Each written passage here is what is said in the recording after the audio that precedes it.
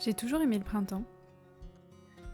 Évidemment parce que ça signifie l'arrivée du soleil, de la chaleur, des oiseaux.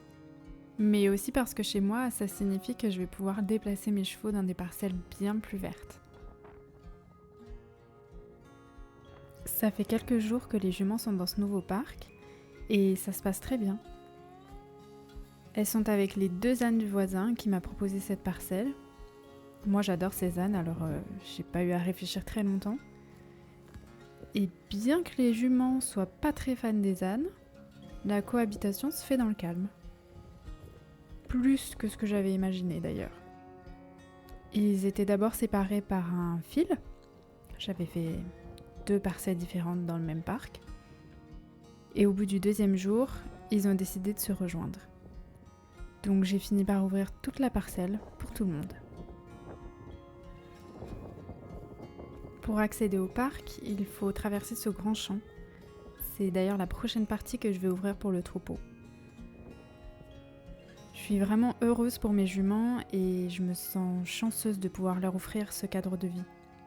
Je suis très reconnaissante et j'ai beaucoup de gratitude envers toutes les personnes qui me mettent des parcs à disposition. Ça fait maintenant 6 ans que j'ai ma première jument royale et c'est grâce à la générosité des voisins que je peux faire des rotations intéressantes et lui mettre à dispo de l'herbe quasi toute l'année. Ça peut peut-être vous surprendre, mais je suis propriétaire d'aucun des terrains. Et j'ai d'ailleurs pas non plus un budget incroyable pour mes chevaux. Malgré tout, je me débrouille toujours pour pouvoir subvenir à leurs besoins et qu'ils ne manquent de rien. J'aime vraiment beaucoup cet endroit, la rivière est ultra accessible, tout le monde peut boire de l'eau fraîche en continu et même se tremper les pieds s'il fait trop chaud. Bon, personnellement, je trouve qu'il fait encore un peu frais pour passer pieds nus, donc moi je passe en bottes. Une fois qu'on a traversé ce ruisseau, on arrive enfin dans le parc.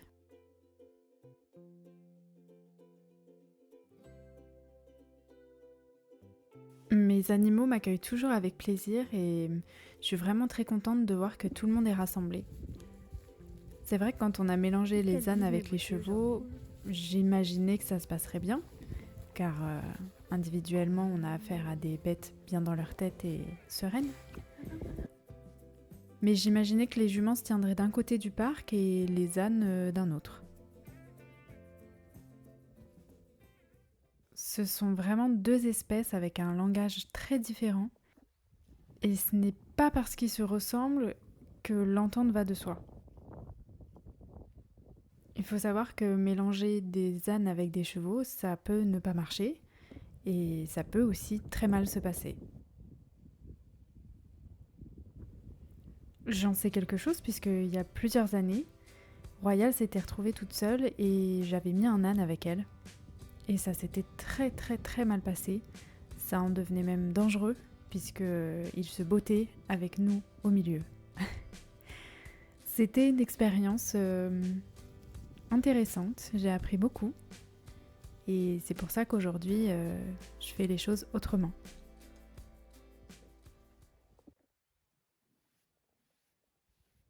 J'adore le printemps aussi parce que c'est le moment où le pelage d'été se révèle. Mes juments, je les trouve belles toute l'année, mais c'est vrai qu'elles le sont encore plus l'été.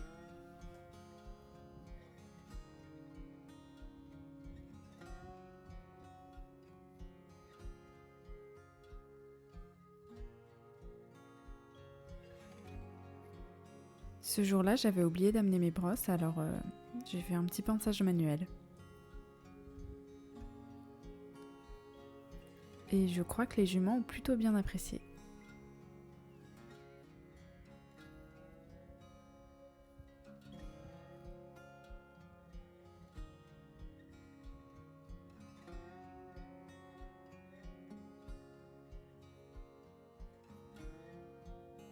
Edra, c'est une jument qui aime les papouilles, les gratouilles. Elle y est très sensible et c'est vraiment un bonheur de voir qu'elle apprécie le contact. Elle est arrivée à la maison au mois de mars, mais j'ai l'impression qu'elle a toujours été là. D'ailleurs, j'ai filmé son arrivée et les premiers jours avec nous. Vous me direz si ça vous intéresse de voir ça.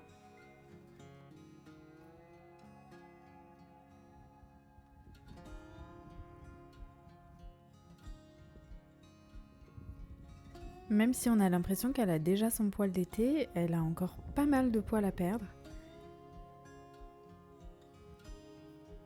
Donc la prochaine fois, j'essaierai de ne pas oublier mes brosses pour bien pouvoir tout décrasser.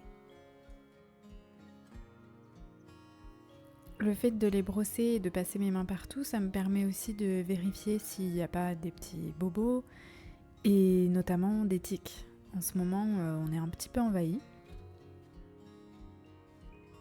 Autant sur Royal, j'en trouve très rarement, voire jamais. Autant sur Edra, j'en ai enlevé une quantité absolument monstrueuse.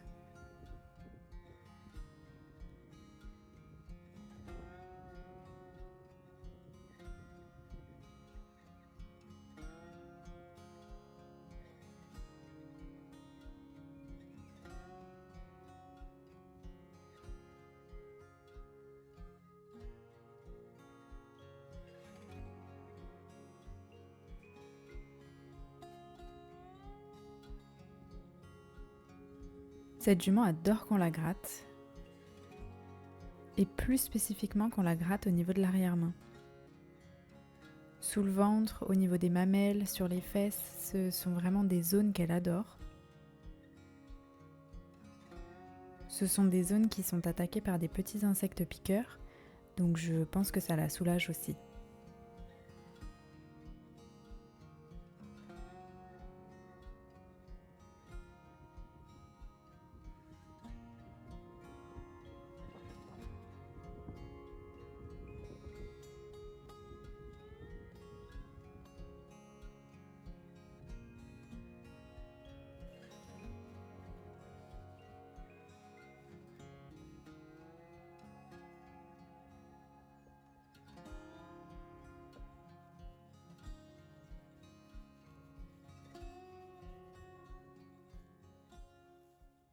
Le retour de la chaleur signifie aussi le retour des mouches, et comme je voudrais protéger les juments en leur mettant un masque, il faut que je commence à travailler ça avec Edra. Pour Royal, ça ne pose aucun problème, mais Edra a du mal avec tout ce qui approche de sa tête. Alors, c'est normal, elle n'a que 4 ans et elle est encore jeune, donc j'ai encore pas mal de choses à lui montrer et à travailler. J'ai déjà commencé à travailler le fait de lui mettre des objets devant la tête et devant les yeux, mais c'était la première fois qu'elle voyait le masque. Bien que ses anciens propriétaires l'aient déjà débourré, elle garde des zones sensibles et quand je l'ai ramenée à la maison, j'ai dû reprendre un petit peu la mise au licol et l'approche au pré. Alors, je tiens d'abord à dire que je ne suis absolument pas professionnelle. Je pense que ça se voit. Donc je ne fais pas cette vidéo dans un but éducatif, mais c'est plutôt pour vous partager mon expérience et ce que je vis avec mes chevaux.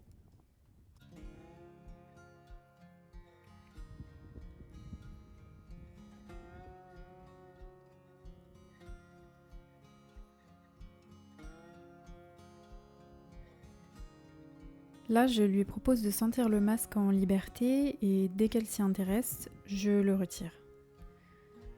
Je fais ça dans le but de lui envoyer un signal assez clair. Quand tu t'approches de l'objet, j'enlève la pression, donc je te donne du confort et de l'espace.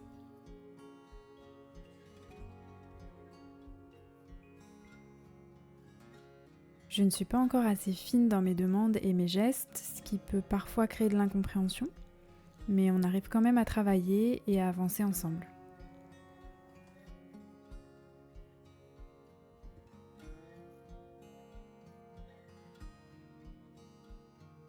On peut voir que dès que je m'approche de l'avant-main, elle est dans la fuite.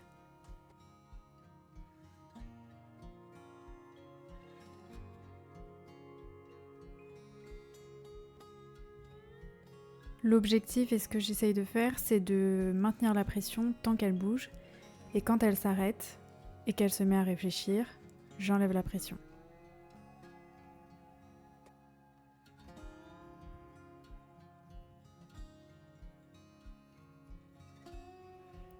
C'est assez exigeant et je me rends compte à la vidéo que parfois j'enlève pas la pression au bon moment. Je l'enlève trop tôt ou trop tard. Donc c'est vraiment une question de timing et c'est pas forcément facile à capter.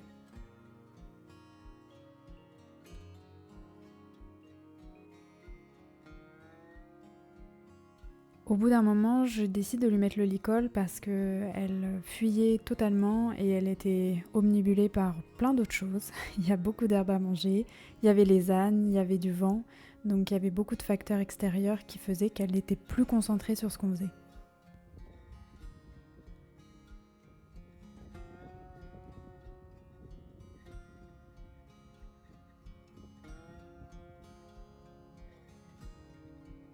Pour varier un petit peu les exercices et changer, on révise le fait de céder à la pression du licol vers le bas. Elle a vraiment du mal à céder à la pression sur sa tête, donc c'est quelque chose que j'aime bien retravailler pratiquement à chaque fois. On peut voir là sur la vidéo qu'elle baisse la tête à un moment. On ne sait pas trop si c'est pour brouter ou si c'est parce qu'elle cède réellement à la pression que je mets. Mais globalement, on peut voir qu'elle a vraiment du mal quand on met la main au-dessus de la tête.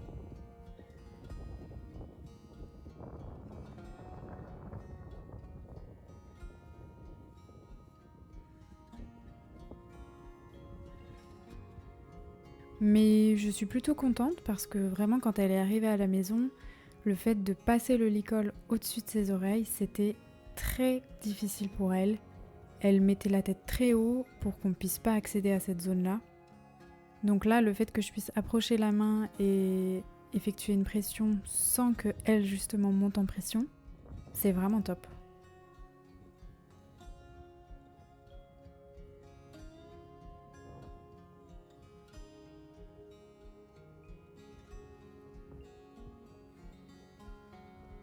Je voulais prendre un jeune cheval justement pour pouvoir me remettre au travail et améliorer mes bases très modestes en travail à pied.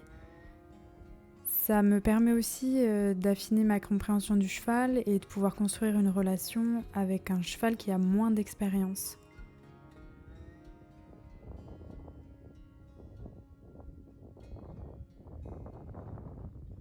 C'est vrai que Royal a déjà 26 ans. C'est une demi-trait avec un sang-froid incroyable, une jument qu'on peut qualifier d'assurance vie. J'ai une confiance aveugle et absolue en elle. Elle n'a peur de rien, elle passe partout, elle réfléchit mais sans trop se poser de questions. Mais c'est vrai que du coup je me repose beaucoup sur elle. C'est clair que j'aurais pas pu rêver mieux comme premier cheval, vraiment. Avec elle, je vis une expérience incroyable. Maintenant, le fait d'avoir Edra, ça va me permettre de me décrasser un petit peu et de me sortir de cette routine que j'ai avec Mimi. Oui, parce que Royal, en réalité, je l'appelle jamais Royal, je l'appelle toujours Mimi.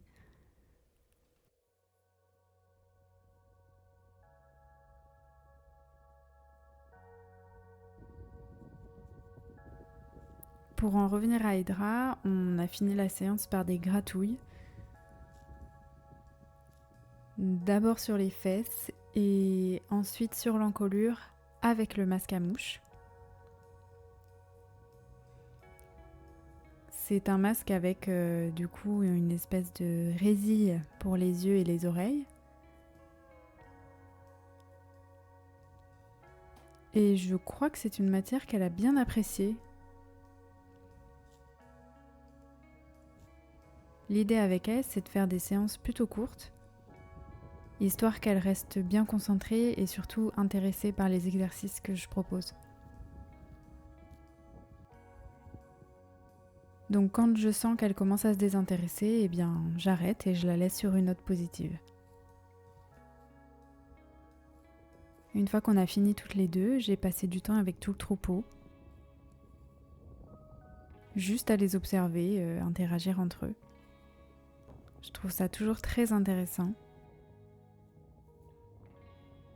S'asseoir et n'avoir rien à faire d'autre que de regarder, ça permet aussi de comprendre beaucoup de choses.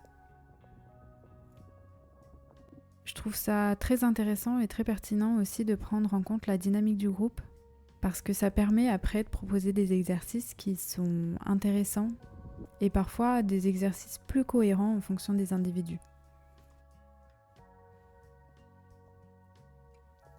J'espère que cette vidéo vous aura plu. N'hésitez pas à vous abonner pour ne pas rater mes prochaines vidéos et je vous dis à très bientôt.